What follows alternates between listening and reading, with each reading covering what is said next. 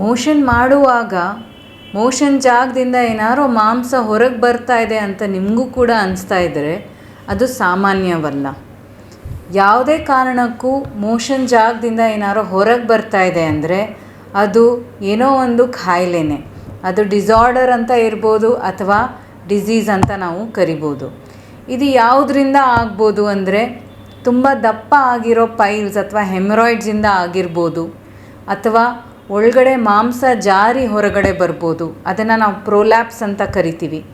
ಅಥವಾ ಇನ್ನು ಕೆಲವು ಅಸಾಮಾನ್ಯ ಕಾರಣಗಳಿಂದ ಕ್ಯಾನ್ಸರ್ ಥರ ಅಲ್ಲಿ ಗುಡ್ಡೆ ಅಥವಾ ಏನಾರೋ ಬೆಳೆತ ಆಗಿದ್ದರೆ ಅದು ಹೊರಗೆ ಬರ್ಬೋದು.